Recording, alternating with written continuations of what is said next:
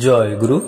আজ 1 সেপ্টেম্বর পরম প্রেমময় শ্রী শ্রী ঠাকুরের 138তম শুভ জন্মতিথি। সৎসঙ্গ দেওঘর আশ্রমে পালিত হচ্ছে শ্রী শ্রী ঠাকুরের জন্ম মহোৎসব এবং আগামীকাল 2 সেপ্টেম্বর পালিত হবে দেওঘর আশ্রমে শ্রী শ্রী ঠাকুরের দেওঘর শুভাগমন স্মরণ উৎসব।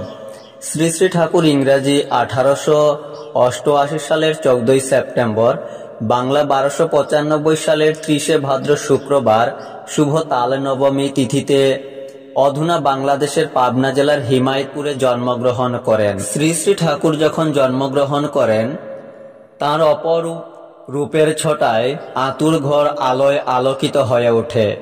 সবাই সবিষয়ে তাকিয়ে দেখলেন যে সদ্যজাত এই শিশু না কেঁদে মিটিমিটি হাসছে আর চারিদিকে দেখছে। সাধারণত মায়ের গর্ভে 10 মাস থাকার পর শিশুর জন্ম হয়, কিন্তু এই দেবশিশুর অর্থাৎ শ্রী শ্রী ঠাকুরের জন্ম হয় মায়ের 12 মাস গর্ভ ধারণের পর। শ্রী শ্রী ঠাকুরের জননীর নাম মাতা মনমোহিনী দেবী, পিতার নাম শিবচন্দ্র চক্রবর্তী। ভারতীয় সময় সকাল 7টা 5 মিনিটে শ্রী শ্রী ঠাকুর জন্মগ্রহণ করেন।